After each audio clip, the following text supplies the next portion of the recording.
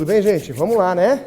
Prazer. Quem não me conhece, sou o professor Júlio. Sou lá de São Paulo. São Paulo é do lado, né? No Vale, né? Estou à disposição. A gente tem um canal no YouTube também. Se você quiser se inscrever lá. Tem mais de 500 aulas à sua disposição. O canal é Júlio César Sanches, tá? Se inscreva lá no canal. Quem é advogado aqui? As doutoras? Corretoras? Corretoras. Corretora? Corretora e cursando o curso de Direito. Legal. E o pessoal do fundo aqui? Legal, bacana, bacana. Então vamos lá, vamos conversar de um jeitinho didático, né? E acessível aí sobre os temas aí, não com juridiquês, mas com qualidade aí para a gente discutir o assunto. Existem os contratos imobiliários, os contratos também agrários, né? Quais são esses contratos? São diversos contratos. O que a gente precisa saber de um contrato? Como começa um contrato? O contrato imobiliário, antes de iniciar a relação contratual de um contrato imobiliário, nós precisamos saber a diferença de domínio e posse. Quem não sabe isso, quem confunde isso, não consegue advogar, não consegue fazer corretagem, porque vai se meter em confusão. E não é só o advogado, não é só o corretor, mas também o leigo, né? Quanta gente compra um imóvel achando que está comprando registro, está comprando imóvel regular e está comprando posse. Então vamos separar isso. Quando a gente aprende a separar isso, já é um grande começo para tudo. Até para a gente não comprar o nosso imóvel errado, né? Ou se comprar, saber o que está comprando. Posse no Brasil.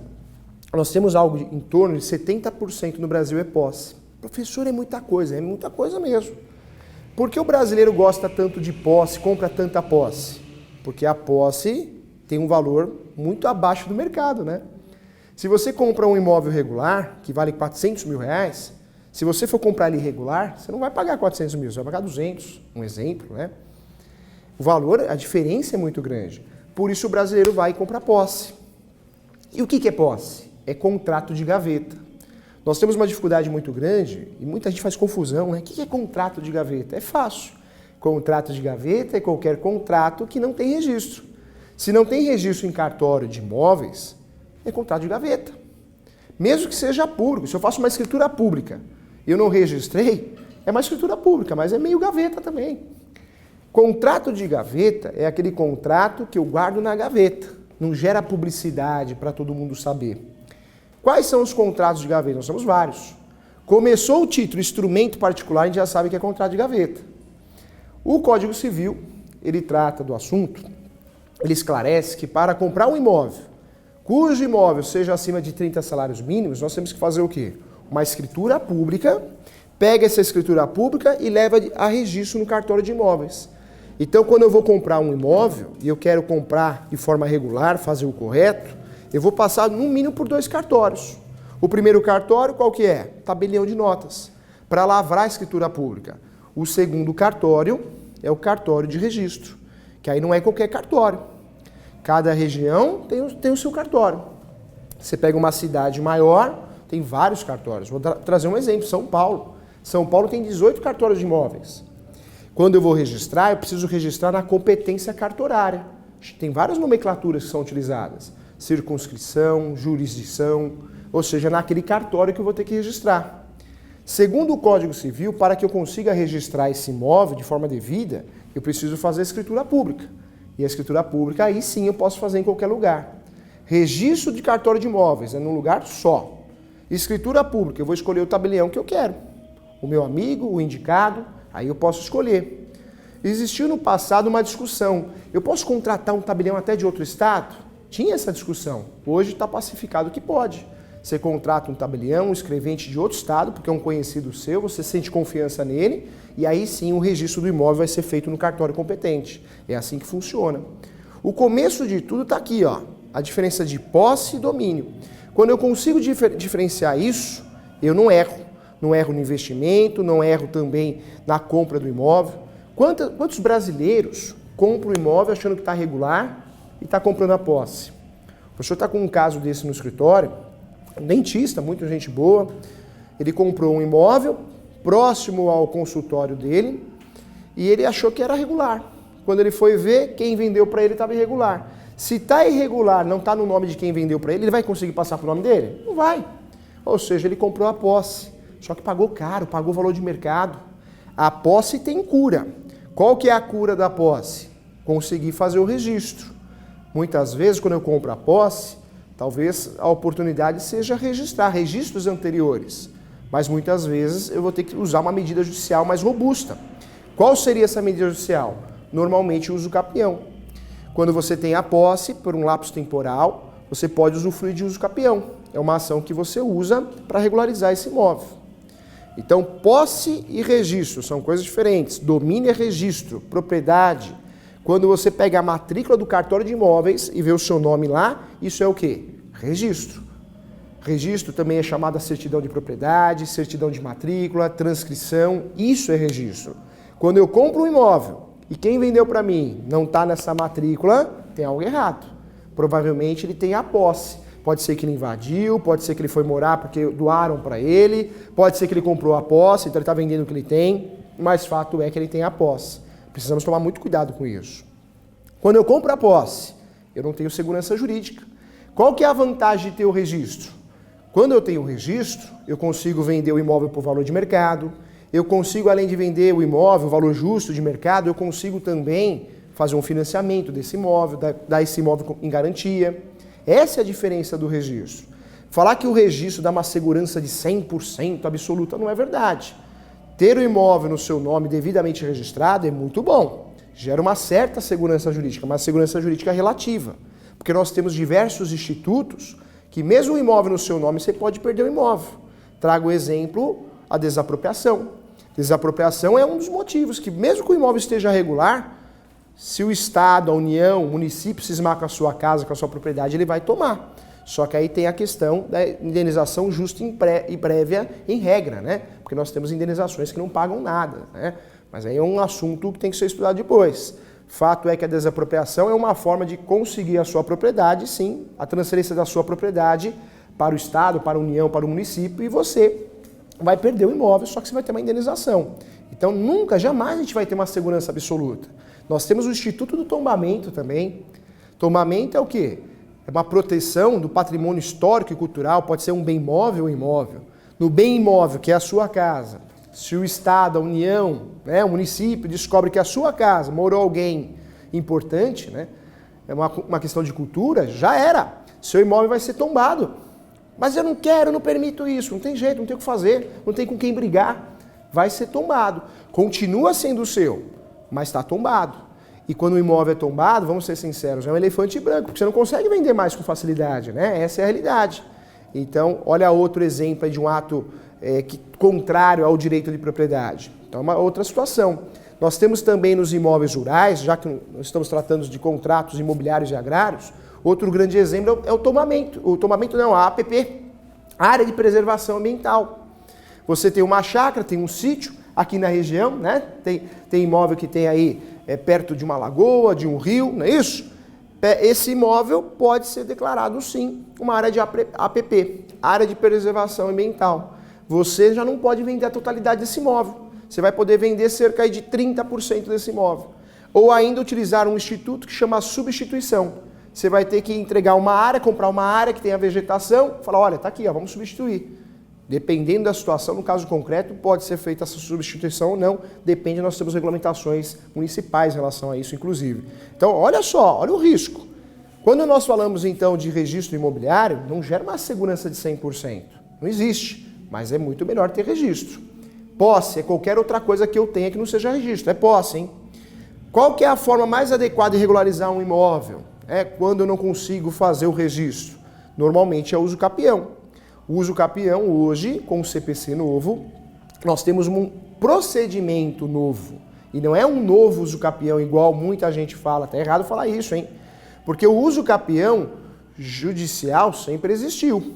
O judicial, eu tenho mais de 36 espécies no Brasil. São muitas espécies. As mais conhecidas, o extraordinário, o ordinário, tem o constitucional, o especial, tem o uso capião de abandono de lar, tem o uso capião ainda chamado coletivo.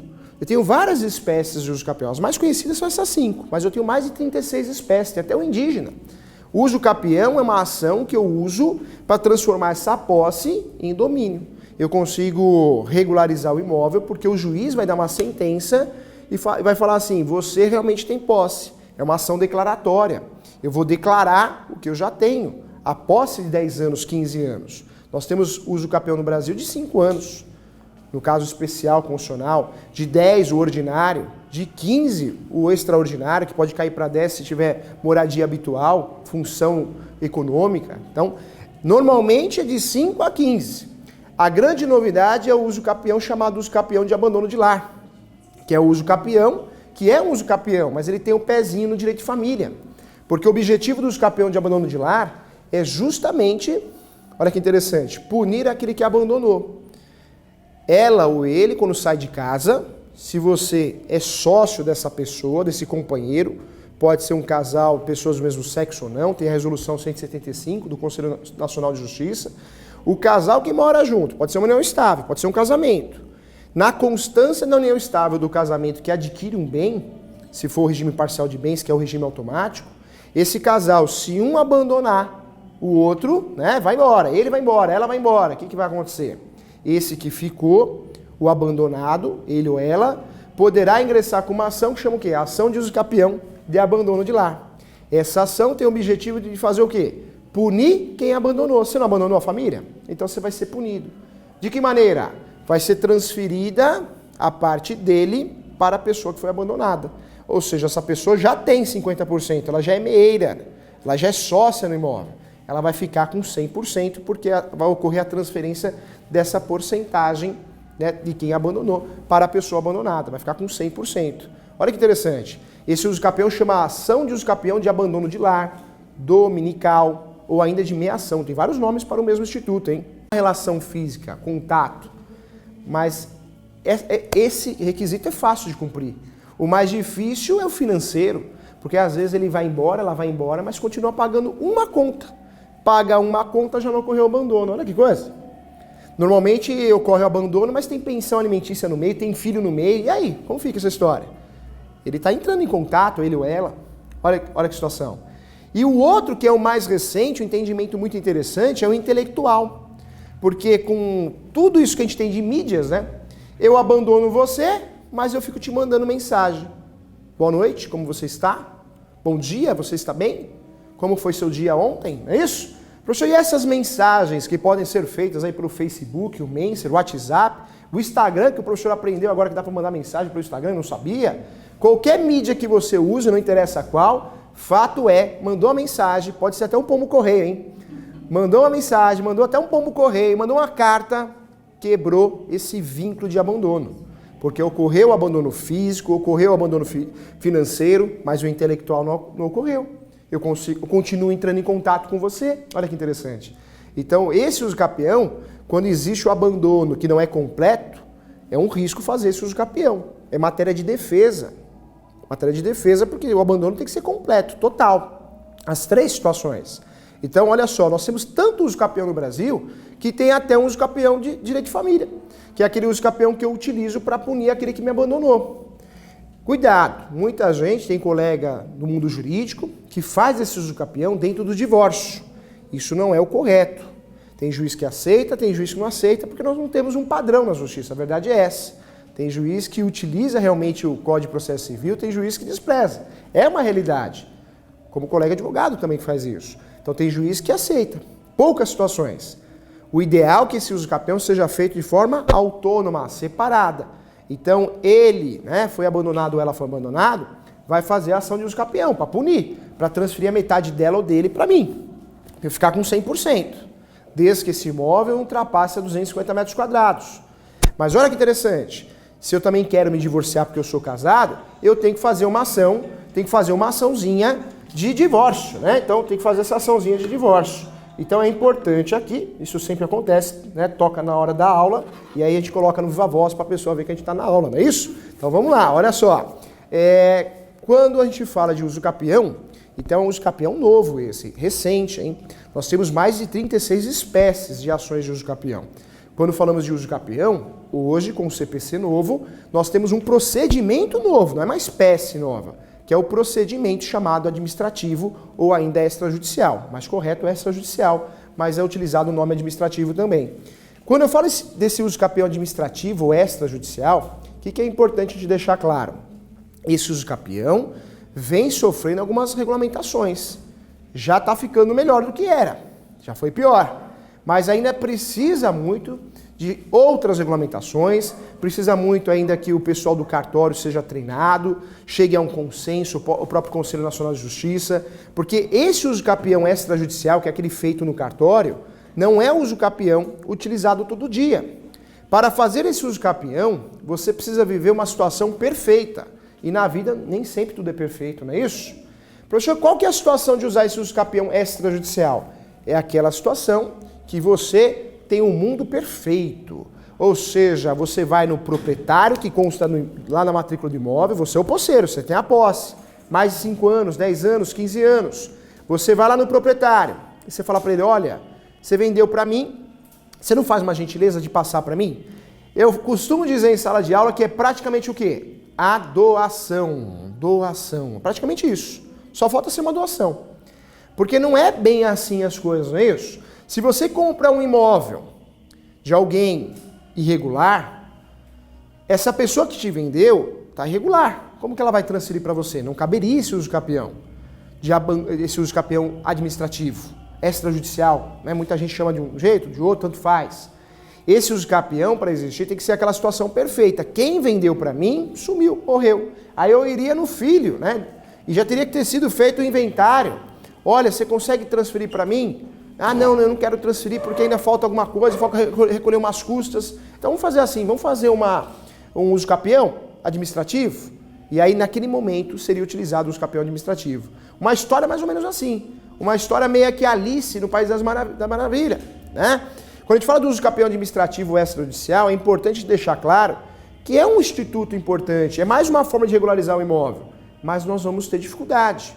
Nem sempre a gente vai conseguir utilizar. Para fazer um uso capião no cartório, quais são os requisitos? Não pode ter menor no meio, não pode ter incapaz, não pode também, além de não ter menor, incapaz, não pode ter também litígio, briga. E teria que ser uma situação muito perfeita, onde até os vizinhos iriam contribuir.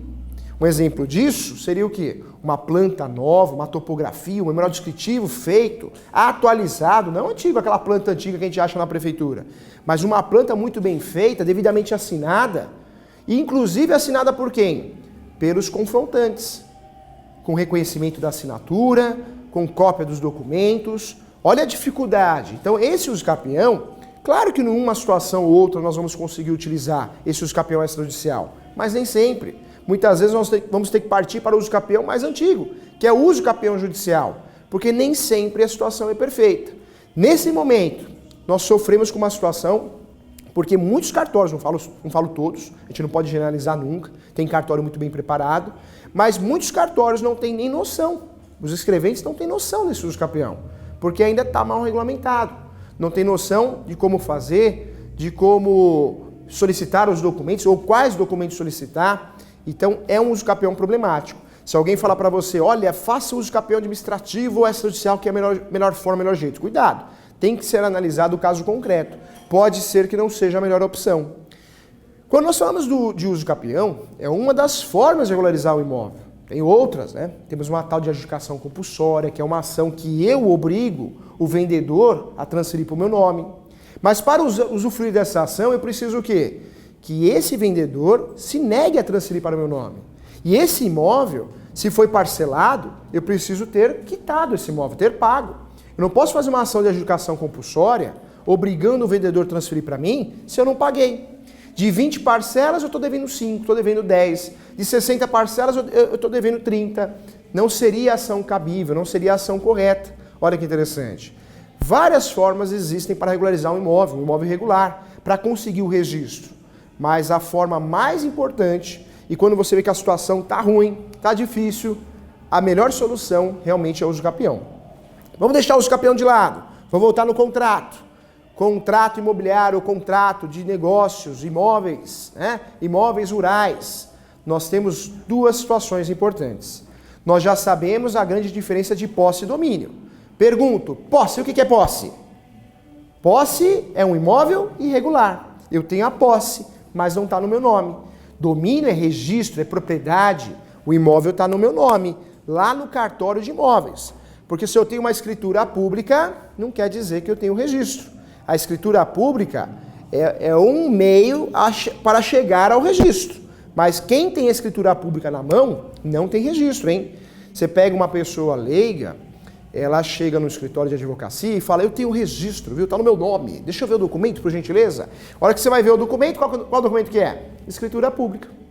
Aí você tem que explicar para a pessoa, não é isso? De forma educada, mas tem que falar a verdade. Você vai mentir? Olha, desculpa falar, mas o que você tem é posse. Imagina! Tá no cartório, tá registrado, não é isso? Tá registrado no lugar errado, não é isso? Né? Ou melhor, não terminou o procedimento. Por quê? Não adianta ter escritura pública feita por um tabelião se não registrou. Eu só tenho imóvel regular quando eu registro. Quando sai a certidão de propriedade no meu nome. Isso é um imóvel regular. Então cuidado, tá? Isso é importante a gente sempre acrescentar. Quando nós falamos de posse e domínio, o advogado, iniciante do direito imobiliário, o leigo que quer comprar um imóvel com segurança, tem que ter essa noção. O corretor é fundamental para você conseguir fazer bons negócios na sua vida. Evitar comprar uma coisa que você acha que é uma coisa e é outra, não é isso? Pagar caro comprando posse. Quando eu falo dessa situação aqui, isso aqui é um núcleo, hein? Mas o segundo ponto que a gente tem que entrar, para pelo menos levar conhecimento para a vida em relação aos negócios imobiliários, às transações imobiliárias, é falar da diferença do contrato particular e do contrato público. Professor, o que é um contrato particular? É aquele feito por você, aquele feito por um advogado, aquele que não é feito dentro de um cartório. Quando eu faço um contrato dentro de um tabelião de notas, já deixa até de ser utilizado o nome contrato e passa a ser uma escritura pública. Essa escritura pública é um documento público, também conhecida pelo Código de Processo Civil como ata notarial.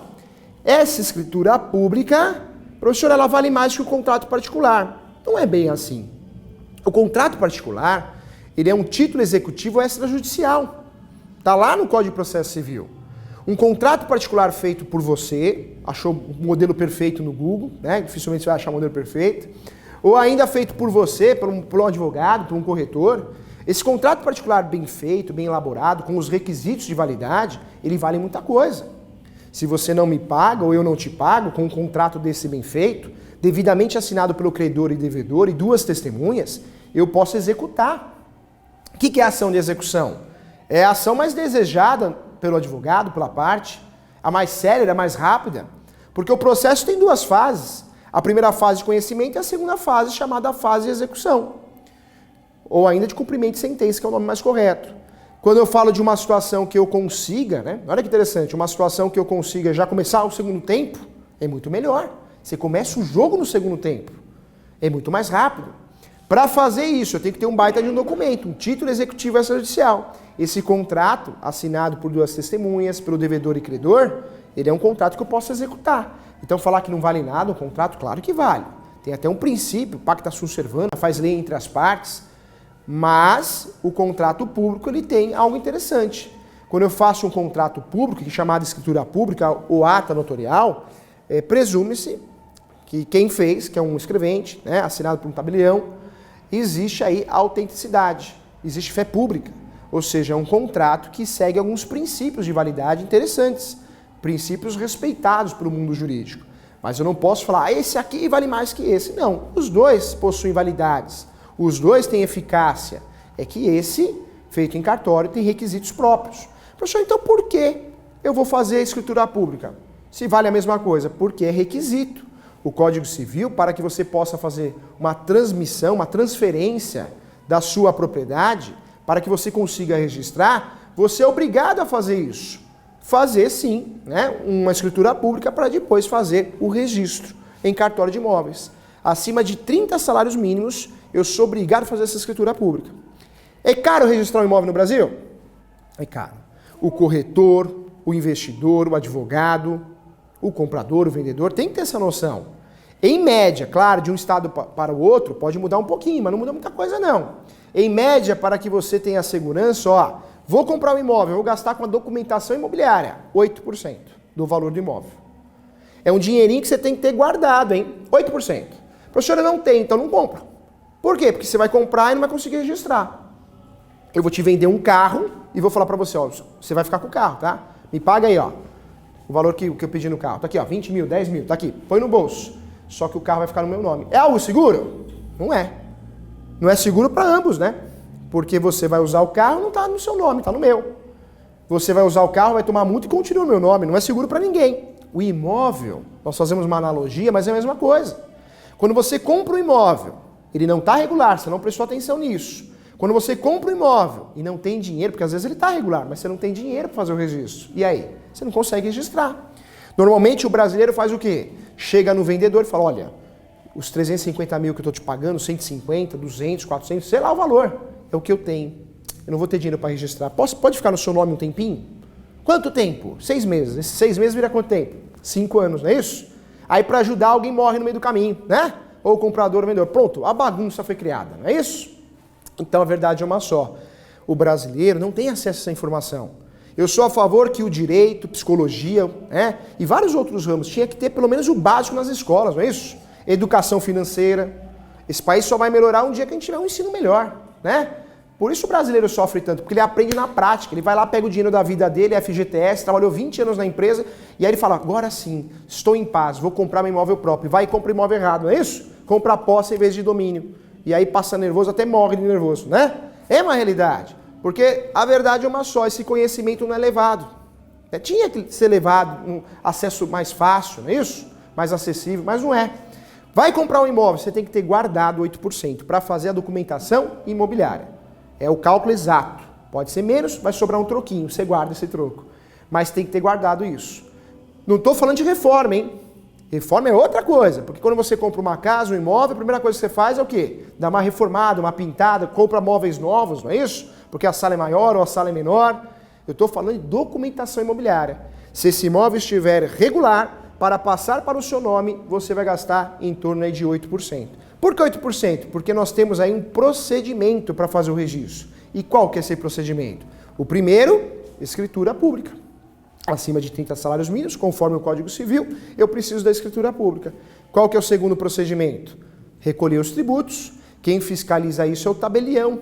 Ele vai mencionar na escritura pública, ele vai mencionar sim, né? Ele vai mencionar os tributos, se foram pagos ou não. Se não foi pago, ele nem faz a escritura pública, é ele que faz essa fiscalização.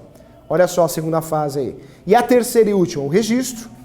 Só que eu pago a escritura pública para o tabelião, cartório, tabelião de notas. Eu pago o tributo para quem de direito, né? Normalmente no caso do imóvel, eu pago para quem de direito. Quando eu falo do último procedimento, é para o cartório de imóveis, ou seja, são 3 pessoas diferentes, 3 situações diferentes. Por isso eu tenho que guardar esse dinheiro. Quando eu vou comprar um imóvel, o que eu preciso olhar no mínimo, o básico, o feijão com arroz, para não dar errado? Porque a verdade é uma só, a gente não tem segurança absoluta nunca. Se esse sujeito te vende um imóvel e ele está sendo processado e você não sabia, pode ser decretada a fraude contra credores, a fraude contra devedor, né? Depende do instituto, o momento do processo, tem que ser analisado o caso concreto. Não dá para a gente garantir 100%, mas tem que ter uma garantia relativa, senão o risco e a responsabilidade do advogado, do corretor, vai sobrar para você, né, comprador. Então o ideal é que você, no mínimo, cheque a vida do imóvel, a vida dos proprietários desse imóvel, que são os vendedores. E como que eu faço isso? Então, o primeiro documento, certidão de propriedade. Eu não compro um imóvel sem olhar a certidão de propriedade. Vou comprar, eu quero ver, ó, atualizado, não vem com essa certidão que você guarda na gaveta há 10 anos, não é isso? Não vale nada. Aquela certidão antiga, pode ser que o sujeito já vendeu o imóvel. Se eu quero comprar um imóvel regular, eu preciso encontrar na certidão de propriedade atualizada, 30 dias no máximo, eu preciso encontrar o nome de quem? Do vendedor. Se é casado, do marido e esposa, tem que estar lá. Se não está, tem algo errado. Então, o primeiro documento que eu preciso é a certidão de propriedade. É o primeiro documento. Segundo documento que eu preciso, aí eu preciso conhecer o vendedor, preciso saber se ele está sofrendo processo ou não, eu preciso conhecer a vida dele. Professor, isso está mexendo com a minha intimidade, nada a ver. Isso eu estou me protegendo na compra do imóvel. Eu preciso do conjunto de certidões, né? Falo por certidão, mas é um conjunto de certidões. Quais são essas certidões? Primeira certidão, no mínimo, é a certidão de distribuição cível. E essa certidão, precisa tomar um cuidado, porque nós temos a certidão de distribuição cível estadual e a certidão de distribuição cível, o quê? Federal. É isso? Existe a Justiça Federal e a Justiça Estadual. Quando eu solicito essas certidões, olha que interessante, eu já sei se esse vendedor deve para alguém ou não. Se existe um processo no nome dele. E se existe, professor? Toma cuidado. Você vai analisar. Nós temos uma outra certidão que a gente pode pedir para conhecer a fundo aquele processo. Não é porque saiu uma certidão positiva, não vou comprar mais. Não. Você vai solicitar uma outra certidão para conhecer a fundo. Qual que é essa certidão? Certidão de breve relato. Cuidado que o Brasil é muito grande, né? Que cada estado tem costumes diferentes. Então tem estado que chama essa certidão de certidão de objeto em pé. Objeto em pé. Então depende. Né? Então pode ser que em outro estado tenha até outro nome. É uma certidão que você quer para ter o resumo do processo. Tanto a breve relato, objeto em pé, que é a mesma coisa, é uma certidão que eu quero saber daquele processo, eu quero o resumo desse processo, para que você possa apurar. Então é assim que você faz, você vai apurar, você vai verificar se compensa entrar numa briga ou não. Eu costumo dizer que se é um processo de um valor baixo, que você encontrou no nome do vendedor, tudo bem. Você encontrou um processo no nome do vendedor de pensão alimentícia, sei lá, R$1.000, uma ação de cobrança, porque, sei lá, esqueceu de pagar uma conta, R$200. Isso não vai impactar na transação imobiliária. Dá até para você assumir a compra do imóvel. Mas se começa a aparecer situações complexas, aí eu já preciso tomar um cuidado. Aí é um farol vermelho, eu não vou dar continuidade à transação imobiliária. Porque se aparece uma cobrança de um valor considerável, se parece uma cobrança porque ele teve uma empresa, uma ação de um fornecedor porque ele não pagou o fornecedor, eu preciso tomar um cuidado porque eu posso perder esse imóvel. Pode ser decretada a utilidade do Instituto da Desconsideração da Personalidade Jurídica. A empresa, ele tem empresa, mas vai atingir os bens da pessoa física. E isso pode ocorrer de forma contrária, porque existe o quê? A desconsideração da personalidade jurídica inversa, né? Então o fato é que eu preciso tomar muito cuidado com essas certidões. Essas certidões são importantes para que eu possa realmente comprar o imóvel com segurança. Então eu já sei quais são. Certidão de propriedade, já sei. Conjunto de certidões, o nome dos proprietários, se for 3 eu solicito dos 3, se for 4 eu solicito dos 4, se for 2 eu solicito dos 2, se for um só eu solicito de um só, que é o conjunto de certidões que eu já sei, distribuição civil, federal e distribuição civil estadual. Acabou, não tem mais, né? Preciso ir a fundo. E a fundo eu preciso saber se existem certidões trabalhistas no nome do sujeito. Às vezes ele não fala nada, não conta nada. Eu preciso ter acesso a essa informação, certidões trabalhistas. Como que eu consigo essas certidões? Hoje em dia tá fácil, né? Já foi a época que você tinha que ir até o fórum, pegar aquela fila, passar no banco. Hoje é tudo pela internet, não é isso? Entra no site da Justiça do Trabalho e solicita. Cuidado que lá o correto, normalmente, são 2 certidões. Certidão de ações trabalhistas e certidões, né, também de execução trabalhista. São 2 certidões que eu vou solicitar. Ou seja, nós temos aí, certidão de propriedade, primeira. Depois o conjunto de certidões e distribuições cíveis, federal e estadual. Depois aparece o conjunto, que são 2, certidões trabalhistas. Sempre no nome dos vendedores, dos 2, dos 3, dos 4, dos 5, não é nenhum só, hein? Acabou? Não. O ideal é que eu faça uma solicitação também da certidão criminal. O nome é o mesmo, certidão de distribuição criminal. Eu não verifiquei na cível para ver se existe dívida? Eu vou verificar se quem está me vendendo é um criminoso. Porque se eu estou comprando um imóvel de um criminoso, dependendo do crime e a situação concreta, pode ocorrer o bloqueio do patrimônio. Pode ser que ele esteja vendendo um imóvel que já seja objeto de ação judicial, medida judicial. E sempre a pesquisa tem que ser feita na esfera estadual e na esfera federal. Sempre, tá? Nas 2 esferas, isso é importante. Olha que interessante também, Professor, que mais? Acabou? Não, tem mais. O ideal é que não tem certidão, né? O ideal é que eu solicite também as certidões de protesto. Cartório de protesto. Quais? O ideal é o cartório de protesto onde o vendedor mora, porque se ele mora, ele está sendo processado ou protestado ali, não é isso? E também, se for locais diferentes, municípios ou estados diferentes, também onde está o imóvel. Então, sempre, no mínimo, eu preciso solicitar um conjunto de certidões de protesto aonde o vendedor mora e aonde ele tem o imóvel que está vendendo. Professor, não, ele mora no imóvel que ele está vendendo, aí facilitou, é só lá. Cuidado com o protesto, porque também vai depender de região para região, município para município. Nós temos aí vários cartórios de protesto, dependendo se o município é maior, não é isso? Se é menor, 2, 3, 1, vai depender. Eu preciso solicitar sempre em todos os cartórios de protesto. Isso é o ideal, isso é o correto, hein? Acabou? Não. Hoje nós temos a compra e venda, hoje é muito comum a gente morar onde? Em apartamento, não é isso? Professor, apartamento tem algo diferente? Tem. E não é só apartamento, prédio, né? Pode ser um condomínio também. residencial, comercial, depende lá da transação. Quando tem condomínio no meio, não interessa o tipo de condomínio que é, né? Eu preciso solicitar também a certidão para ver se tem condomínio atrasado. Eu preciso solicitar essa certidão. Professor, e para quem eu solicito? Para quem? Para o síndico. Eu preciso solicitar para o síndico ou a administradora do condomínio. Cuidado com essa certidão, hein? Chamada de certidão negativa de condomínio, né? Ou de débitos condominiais. Tem que solicitar para a pessoa certa, hein? Que é a administradora e o síndico. Tem que ter, sim, né, a cópia anexa a ela da constituição do síndico. Porque senão você faz essa pesquisa, mas não é nem o síndico que foi eleito, o síndico que já foi síndico. Ou seja, você tem que ter uma cópia da ata que elegeu o síndico, né? Então isso é importante, você verificar esse documento também. Porque pegar uma certidão com papel timbrado de uma administradora é fácil. E aí, mas quem que é o síndico? Tem validade esse documento?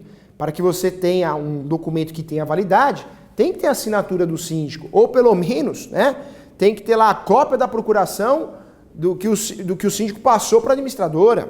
Tem que ter poderes para tal. É uma documentação meio que complexa, porque senão eu pego qualquer papel e não vale nada, né? Olha só o que eu preciso para conseguir uma transação imobiliária interessante, segura, correta. Eu preciso me atentar, sim, à documentação do imóvel, eu preciso me atentar ao vendedor, quem é o vendedor ou os vendedores, para ver se eu não estou comprando de uma fraude ou de alguém que tem vários litígios, vários processos contra ele e vou acabar sendo envolvido nessa transação. E preciso ter dinheiro. E quanto? 8%. Tudo isso eu preciso ter, é o básico do básico, para que a transação imobiliária dê certo, para que não dê dor de cabeça para o comprador, para o vendedor, para o corretor, para a imobiliária, para o investidor, para o advogado. É o básico. Posso inventar mais coisas? Claro que eu posso. Se você quer fazer uma pesquisa maior, melhor, você pode verificar Serasa, SPC e aí vai embora. Mas o básico do básico é isso que a gente falou. E vamos repetir, olha só. Certidão de propriedade, que mais? Conjunto de certidões cíveis, distribuição cível. Falo conjunto porque sempre a esfera é o quê? Estadual e federal, não é municipal, hein? Também conjunto de certidões criminais, da esfera federal e estadual. Conjunto de certidões de protesto, porque protesto dificilmente vai ter um cartório só na cidade, normalmente tem 2, 3, então é um conjunto. E não é só o cartório onde o vendedor resida, né, ou os vendedores, mas também onde tem o imóvel, sempre nos dois, para a gente cercar as informações. Olha quanta coisa. E aí nós falamos também da criminal, né, distribuição criminal. Então, é um conjunto de certidões, é o básico. Se for apartamento, cuidado com o condomínio. Eu tenho que verificar o condomínio também. O ideal, se eu vou comprar uma casa, é verificar também, isso com mais facilidade, as contas de consumo, né? Porque às vezes você compra um imóvel e tá lá, tá atrasada a conta de consumo, Aglus. Ah, professor, mas essa obrigação hoje fica vinculada ao CPF. Fica vinculada ao CPF. Mas não é bem assim, né? Se você não paga o débito, você consegue com facilidade transferir para você?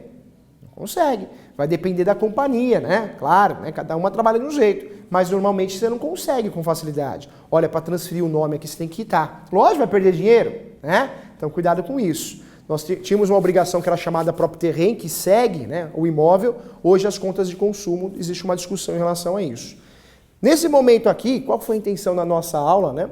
Foi realmente a gente passar por as questões de segurança de uma transação imobiliária, para que a gente possa aí orientar nossos parentes, colegas, nos negócios, né, os clientes, orientar o mínimo, o básico para uma transação segura. O básico para a transação segura e quanto eu tenho que ter para fazer essa transação segura. O nosso objetivo aqui, nós vamos trazer um outro curso aqui, uma outra oportunidade, e nós vamos trazer uma pós-graduação em Direito, né, imobiliário. Quem tiver interesse, tá, nós vamos trazer em breve aí, estamos fechando aí parcerias com a OAB, outras instituições, para trazer essa pós. Provavelmente vai ocorrer aqui, não sabemos ainda, mas a intenção é trazer, a intenção é conseguir aí uma turma aí de pelo menos 25 a 30 alunos para que a gente possa desenvolver essa pós em Direito Civil e Processo Civil com ênfase em Direito Imobiliário, tá bom? Quem não conhece lá a instituição, né, entra lá no canal do professor, se inscreve lá, Júlio César Sanches. É um canal aí que tem já mais de 2.600 pessoas. E é um canal que só tem as aulas que o professor dá e vários cursos famosos aí. A gente tem a oportunidade de levar para o canal, tá bom? Com muito carinho, porque conhecimento que ninguém tira da gente, não é isso? Não importa o que seja, conhecimento é importante. Quero agradecer a presença de todos aqui, tá? Hoje a chuva atrapalhou um pouquinho, a presença de muita gente, né? O trânsito também, São Paulo terrível, mas quem veio, fiquei muito feliz e de coração a gente tenta contribuir aí da melhor forma possível, tá bom? Ganhar um amigo para a vida, o que precisar, estou à disposição. Agradeço a todos, tá bom?